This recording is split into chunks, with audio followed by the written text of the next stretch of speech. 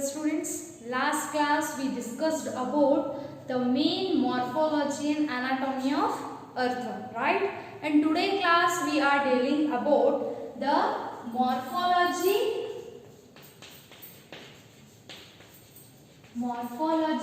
and anatomy of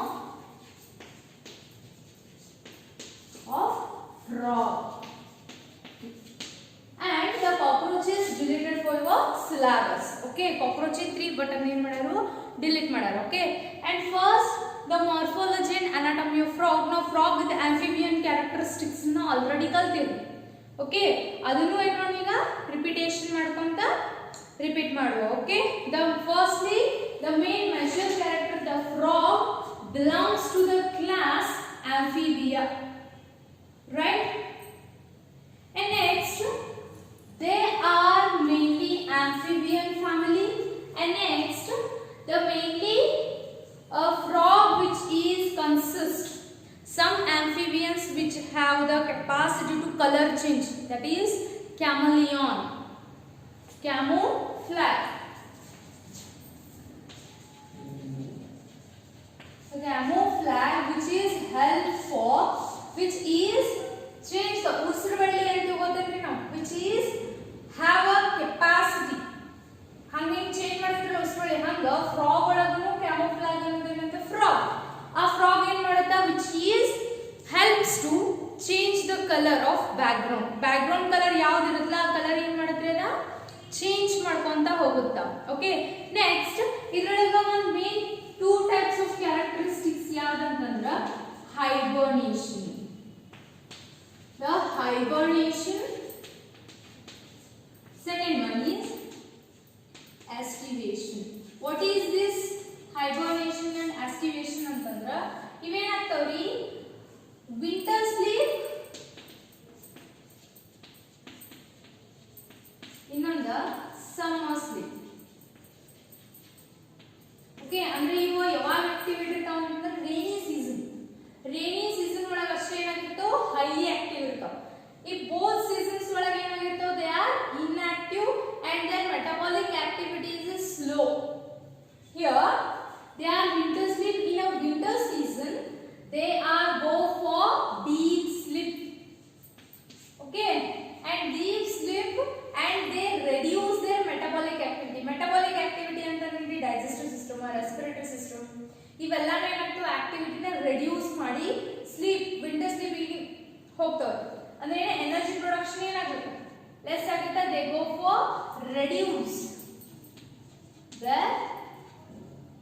metabolic action and they are collect the food for winter season. Okay, and like that in the estivation condition it is a state of inactive with a reduced metabolic, which some of the following passes summer month as way of surviving from food, drought and heat. Okay, idinga hibernation example bat, fish, amphibians, reptilia. And next estivation example the lungs frog matta amphibia. Okay, and next morphological characteristics namge already gottidave. Yava the skin is smooth and moist and slippery due to the mucus. ಅಂದ್ರೆ mucus ಏನಾಗಿರುತ್ತೆ ಅದು sticky substance ನ ಕಪ್ಪೆ ಹಿಡಿದಾಗ ಅದರ ಮೇಲೆ ಲಾಳಿ ಇರ್ತದೆ ಪದಾರ್ಥ, that is we called as mucus.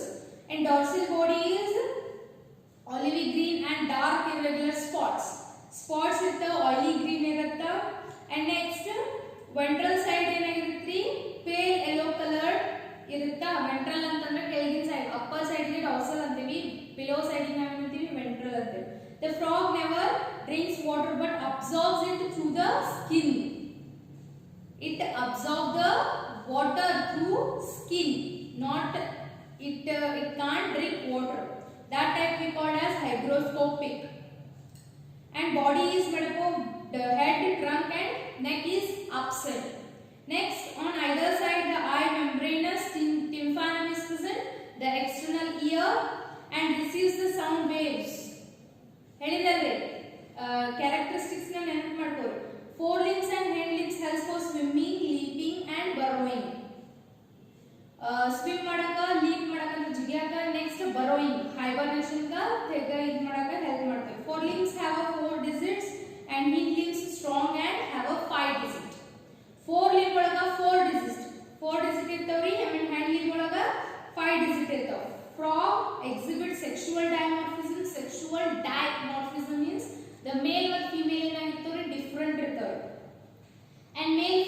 distinguished from a female, and having a sound producing vocal sac. ಅಂದ್ರೆ ಪಟರ್ ಪಟರ್ ಆವಾಜ ಮಾಡ್ತಾ ಹೋದ್ರೆ that is due to the vocal sac. Copulatory pad on the first digit of foreleg. Copulation ಅದೇನು ಏನು ಮಾಡ್ತದವ help ಮಾಡ್ತಾವ. Okay, these are about the morphological features of frog. Okay, ನಾವು commonly ಯಾವ frog ಬಗ್ಗೆ study ಮಾಡ್ತೇವೆ ಅಂತಂದ್ರೆ Rana type green colour frog ಇರುತ್ತಲ್ರಿ ಅದರ ಬಗ್ಗೆ ಏನು ಮಾಡ್ತೇವೆ ನಾವೀಗ ಸ್ಟಡಿ ಮಾಡತ್ತೇವೆ. ಓಕೆ, ಅದ್ರೊಳಗ ಇನ್ ಅನಾಟಮಿ ಹೋದ್ವಿ ಅಂತಂದ್ರ ಅದ್ರೊಳಗ ಫಸ್ಟ್ ಒನ್ ಯಾವ್ದು ಬರುತ್ತೆ digestive system. Okay, the digestive system diagram is very important for your exam purpose, so please practice. Okay, next, digestive system consists alimentary canal and digestive glands. Alimentary canal is short because the frogs are carnivorous. Carnivorous means they eat insects, right? That's why they are carnivorous. Mouth opens into buccal cavity and leads into esophagus through pharynx. ಅಂತಂದ್ರ mouth open ಆಗುತ್ತೆ ಬಕ್ಕಲ್ cavity ಹೋಗುತ್ತೆ, after that it will go for pharynx. Okay, esophagus is short tube that opens into stomach. ಅನ್ನನಾಳ ಎಲ್ಲಿರುತ್ತೆ short ಇರುತ್ತೆ ಮತ್ತೆ stomach ಗೆ open ಆಗುತ್ತೆ, which is in turn continue as a intestine, rectum, and finally opens to cloaca. Cloaca ಯಾಕ ಕರೀತಾರೆ? It is a urinogenital ಅಂದ್ರೆ for sexual purpose ಅದ opening ಇರುತ್ತೆ, for external excretory productive ಅದ ಓಪನಿಂಗ್ ಇರುತ್ತೆ. That's why it is called as cloaca. Okay, liver secretes a bile and that stored in a gallbladder. Same human beings ಒಳಗೆ in gallbladder ಇರ್ತಾರಲ್ಲ ಯಕೃತ ಗ್ರಂಥಿ ಅದ same ಏನಿರುತ್ತೆ frog ಒಳಗೆ ಇರುತ್ತೆ. Okay, pharynx is digestive glands produce pancreatic juice containing digestive enzymes. Pancreatic ಅಂತಂದ್ರೆ ಮೆದೋಜೀರಕ ಗ್ರಂಥಿ. Okay, ಆ ಮೆದೋಜೀರಕ ಗ್ರಂಥಿ ಏನಾಗಿರುತ್ತೆ ಡೈಜೆಸ್ಟಿವ್ ಎಂಜೈಮ್ಸ್ ಗಳನ್ನ ಒಳಗೊಂಡಿರುತ್ತ. ಆಮೇಲೆ food is captured by lobed tongue ಅಂದ್ರೆ ಎರಡು ನಾಲ್ಗೆ ಏನಿರುತ್ತ ಲೋಬ್ಡ್ ಟಂಗ್ ದಿಂದ ಏನಾಗಿರುತ್ತೆ ಫುಡ್ ಎಂಗಲ್ಫ್ ಆಗುತ್ತೆ. Digestion of food takes place in the action of HCl. ಈ ಹ್ಯೂಮನ್ ಬಾಡಿ ಒಳಗೆ ಹೆಂಗ ಸ್ಟಮಕ್ ಒಳಗೆ HCl ಇರುತ್ತೆ, ಅದರಿಂದ ಏನಾಗುತ್ತೆ ಗ್ಯಾಸ್ಟ್ರಿಕ್ ಜ್ಯೂಸ್ ಸೀಕ್ರೆಟ್ ಆಗುತ್ತೆ. The wall of a stomach which is helps for the digestion of food and partially digested by the stomach, that is called chyme. chyme, chyme anta. The chyme pass to stomach to intestine, intestine to duodenum, and duodenum this is the bile from gallbladder, and pancreatic juice ಏನು ಮಾಡುತ್ತೆ enzymes ಅನ್ನು secrete ಮಾಡುತ್ತಾ. ಅಲ್ಲಿ ಏನಾಗುತ್ತೆ by emulsion fat ಮತ್ತೆ pancreatic digestion carbohydrate ಮತ್ತು protein ಏನು ಮಾಡುತ್ತಾ digestion ಮಾಡುತ್ತೆ. and final digestion takes place in the intestine. ಸಣ್ಣ ಕರಳುಗಳಿಗೆ ಏನಾಗುತ್ತೆ ಕರಳುಗಳೊಳಗೆ ಏನಾಗುತ್ತೆ final digestion ಏನಾಗುತ್ತೆ occur ಆಗುತ್ತೆ. next, the digestion food is absorbed by intestine and villi and microvilli.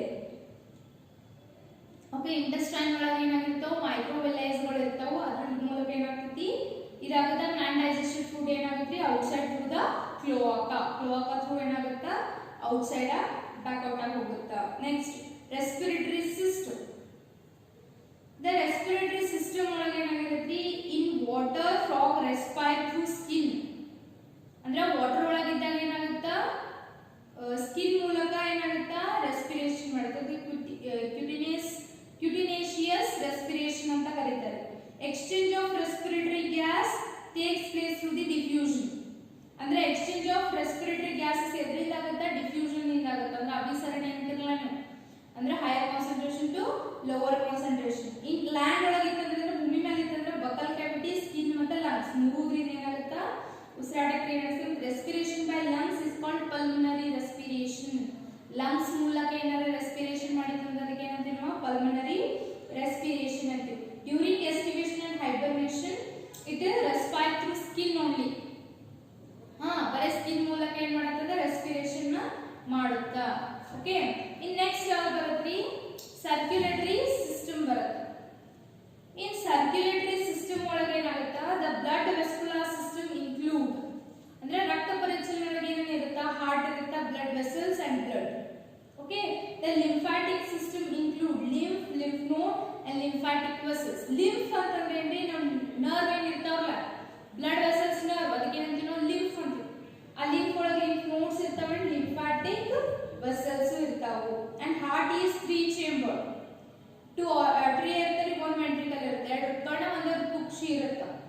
Next, heart is covered by the membrane pericardium. Heart cover ಆಗುವಂತ membrane ಏನಂತೀವಿ ನಾವು pericardium ಅಂತೀವಿ. And the triangular sinus venous opens into right atrium. ಅಂದ್ರೆ heart ಒಳಗ sinus venous ಅಂತ right atrium ಒಳಗ opening ಇರುತ್ತೆ. ಅದೇನಾಗುತ್ತೆ, it receives deoxygenated blood through vena cava.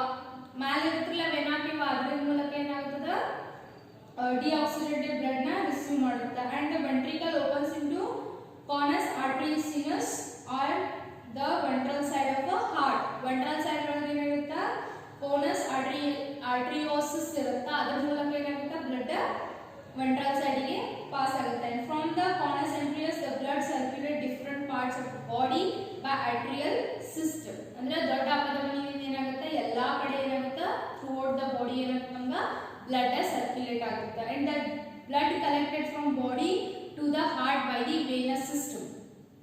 Okay, ಅಭಿಧಮನಿ ಅಂತಿರಲ್ಲ ಅದು. And special venous connection between liver and intestine is hepatic portal system ಅಂತಾರೆ. ಯಾವ್ದ್ರಿ connection between liver and intestine ಅದಕ್ಕೆ ಏನಂತೀವಿ, hepatic portal system. And next, venous connection between lower part of a body and kidney. Lower part ಅಂದ್ರೆ ಕಾಲಲ್ಲಿ ಇರ್ತಾವಲ್ಲ ಆ ಪಾರ್ಟಿಗೆ ಮತ್ತೆ ಕಿಡ್ನಿಗೆ ಲಿಂಕ್ಸ್ ಇರ್ತದಲ್ಲ ಅದಕ್ಕೆ ಏನಂತೀವಿ ನಾವು renal portal system ಅಂತ ಕರಿತೀವಿ. Okay, and the blood is composed of plasma and cells. Next, blood ಒಳಗೆ ಏನೇನು ಇರ್ತೈತಿ, ಎರಿಥ್ರೋ RBC ಇರ್ತೈತಿ, leukocytes means WBC ಇರುತ್ತೆ, thromboplasts ಅಂತಂದ್ರೆ platelets ಇರ್ತಾವು. And RBC is nucleated and containing hemoglobin. RBC ಇಲ್ಲಿ nucleated ಇರುತ್ತೆ, human beings ಒಳಗೆ ಇವು nucleated ಇರುತ್ತೆ. Okay, hemoglobin ಏನಾಗಿರುತ್ತೆ, pigment ಇರುತ್ತೆ. Next, leaf differ from blood and it lack for protein. And RBC ಏನಾಗಿರುತ್ತೆ, absent ಇರುತ್ತೆ. Okay, RBC ಒಳಗೆ. Next, ಇನ್ಯಾವ್ದ್ರಿ excretory system. The excretory system consists of pair of kidney, uterus, cloaca and urinary bladder. Each kidney composed of several uriniferous tubules or nephrons ಇರ್ತಾವೆ. ಅಂದ್ರೆ each kidney ಒಳಗ nephrons in made up ಆಗಿರುತ್ತೆ. And uterus arises from the kidney, act as a urinogenital duct which opens into cloaca in male. Okay, and in female uterus and oviducts open separately into cloaca. Male ಒಳಗೆ ಏನಾಗುತ್ತೆ, uterus ಮತ್ತು urinogenital duct ಎರಡು, kidney act as urinogenital ಅಂದ್ರೆ ಎರಡು opening ಒಂದೇ ಇರುತ್ತೆ ಮೇಲ್ ಒಳಗೆ. But in female ಒಳಗೆ ಯುಟರಸ್ ಮತ್ತು ಓವಿಡಕ್ಟ್ ಓಪನಿಂಗ್ ಸೆಪರೇಟ್ಲಿ ಇನ್ ದಿ ಕ್ಲೋಾಕ, ಎರಡು ಸೆಪರೇಟ್ ಏನಾಗಿರುತ್ತೋ ಕ್ಲೋಾಕ ಒಳಗೆ ಓಪನಿಂಗ್ ಆಗುತ್ತೆ. thin walled urinary bladder located ventral to rectum open to cloaca ಅಂತಂದ್ರೆ walled of urinary bladder ಏನಾಗಿರುತ್ತೆ, ventral side rectum ಒಳಗೆ ಪ್ರೆಸೆಂಟ್ ಇರುತ್ತೆ and cloaca ಇಂದ ಓಪನಿಂಗ್ ಆಗುತ್ತೆ. The frog excretes nitrogenous waste in the form of urea, hence they are ureotelic animals. Okay, urea na nitrogen as ಇದನ್ನ ಮಾಡಿದ್ರೆ ಅದನ್ನ ಅಂತೀವಿ ureotelic. Mammalians also ureotelic. Okay, but birds in uric ಅಂದ್ರೆ uric acid ಅನ್ನು ಏನು ಮಾಡ್ತಾವ, release ಮಾಡ್ತಾವ. Okay, and next fishes ಏನು ಮಾಡ್ತಾವ್ರಿ, ammonia. Okay, next control and coordination system ಅಂತಂದ್ರೆ ಏನ್ರಿ, brain nervous system. Okay, ಹೆಂಗಿರುತ್ತಾ, it includes both nervous system, nervous and endocrine system. Endocrine ಅಂತಂದ್ರೆ ಏನ್ರಿ, hormonal system ಇರುತ್ತೆ ಇದರೊಳಗೆ. Chemical coordination is carried out by hormones secreted by the endocrine gland. Endocrine gland ಅಂದ್ರೆ pituitary glands ಇವಿರ್ತಾವಲ್ಲ, ಅದರಿಂದ secrete ಆಗುವಂತ ಎಲ್ಲಾ glands ಗಳು ಏನಾಗಿರ್ತಾವ ಇದರೊಳಗೆ ಪ್ರೆಸೆಂಟ್ ಇರ್ತಾವು. Endocrinal found in a frogs are pituitary ಇರುತ್ತೆ, thyroid ಇರುತ್ತೆ, parathyroid, thymus, pineal gland, pancreas, adrenal and gonads. ಇಷ್ಟು ಏನಾಗಿರ್ತವೆ ಇದರೊಳಗೆ endocrinal glands ಇರ್ತಾವು. And the nervous system organized into central nervous system. Central nervous system ಒಳಗೆ ಇರುತ್ತೆ brain ಮತ್ತು spinal cord ಇರುತ್ತೆ. Next peripheral nervous system ಒಳಗೆ cranial ಮತ್ತು spinal nerves ಇರುತ್ತೆ. cranial ಅಂತಂದ್ರೆ upper main body ಇದೈತಲ್ಲ ಅದು cranial. And autonomic nervous system is sympathetic and parasympathetic. Sympathetic ಅಂತಂದ್ರೆ ನಮ್ಮ ಸಂಸರ್ಗ ಅಂತಲ್ಲ, one to one connection ಆಗ್ತೈತಲ್ಲ, electrical impulses ಅದು ಸಿಸ್ಟಮ್ ಏನೈತಿ ಇದರೊಳಗೆ ಪ್ರೆಸೆಂಟ್ ಇರುತ್ತೆ. There are 10 pairs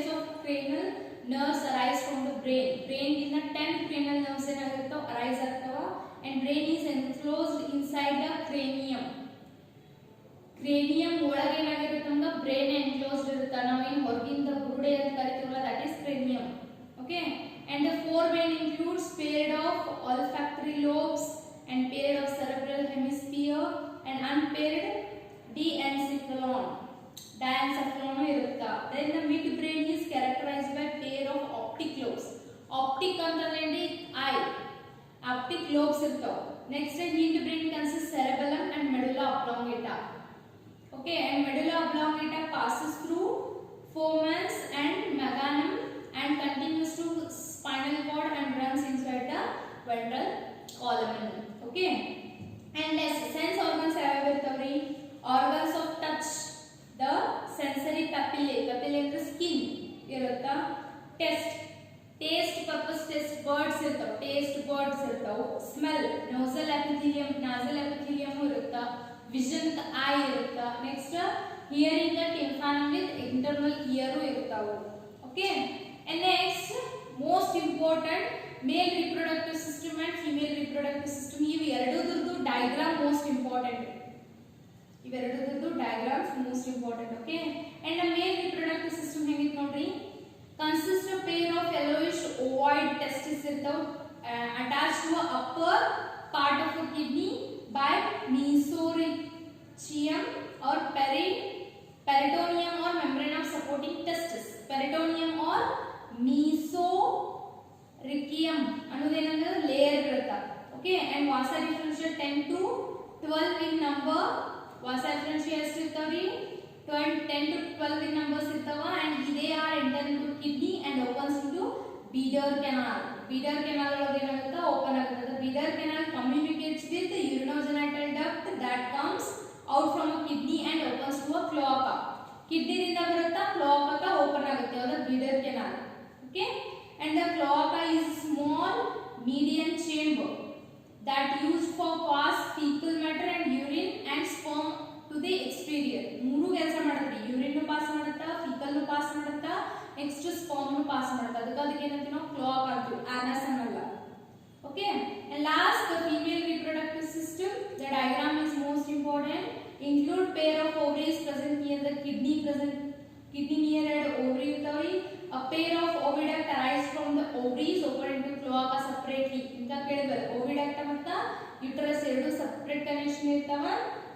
ಎರಡು ಸೆಪರೇಟ್ಲಿ ಏನಾಗಿರ್ತಾವು ಕ್ಲಾಕಾಗ ಅಟ್ಯಾಚ್ ಆಗಿರ್ತಾವೆ. and the mature female lies 2500 to 3000 ova at a time.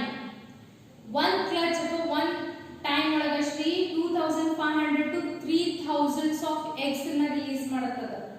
okay, and fertilization is external and that is in the water, and development is indirect, and larva stage is called tadpole larva ಅಂತ ಕರೀತೇವೆ. larval name. and next tadpole larva metamorphosis into adult frog. metamorphosis ಅಂದ್ರೆ ಏನ್ರಿ? the physical and physiological changes underway by the larva. larva condition ಒಳಗನೆ ಏನಾಗುತ್ತೆ? physical ಮತ್ತು physiological ಎಲ್ಲಾ changes ಅನ್ನು develop ಆಗಿ adult ಆಗಿ form ಆಗುತ್ತೆ. ಈಗ ಹೆಂಗ ನಾವು ನಿನ್ನೆ ನೋಡಿದ್ವಲ್ರಿ ಅರ್ಥವಾಂಗ ಫಸ್ಟ್ ಎಗ್ ಇರುತ್ತೆ, ಎಗ್ ಒಳಗೆಲ್ಲ ಡೆವಲಪ್ ಆಗಿ ಒಮ್ಮೆ ಏನಾಗುತ್ತೆ ನಮ್ಗೆ ಅಡಲ್ಟ್ ಡೆವಲಪ್ ಆಗುತ್ತೆ. ಇದು ಹಂಗರಿ ಎಗ್ ಒಳಗನೆ ಏನಾಗುತ್ತೆ ಎಲ್ಲಾ ರೀತಿ ಕರ್ಕೊಂಡು ಆಗಿ ಟ್ಯಾಡ್ಪೋಲ್ ಆಗುತ್ತೆ. ಟ್ಯಾಡ್ಪೋಲ್ ರೀಜನ್ ಒಳಗೆ ಎಲ್ಲ ಏನಾಗುತ್ತೆ ಡೆವಲಪ್ ಆಗಿ ಆಫ್ಟರ್ ಅಡಲ್ಟ್ ಏನಾಗುತ್ತೆ ಡೆವಲಪ್ ಆಗುತ್ತೆ. ಅದನ್ನ ನಾವು ಮೆಟಾಮಾರ್ಫೋಸಿಸ್ ಅಂತೀವಿ. Okay, life span of frog ಎಷ್ಟಿರುತ್ತೆ? 7 years ಇರುತ್ತೆ. Naturally they death for 7 years. okay, up to this we are go through this the whole morphology and anatomy of frog and the diagrams. the digestive system most important digestive system ಮತ್ತು female reproductive system and male reproductive system.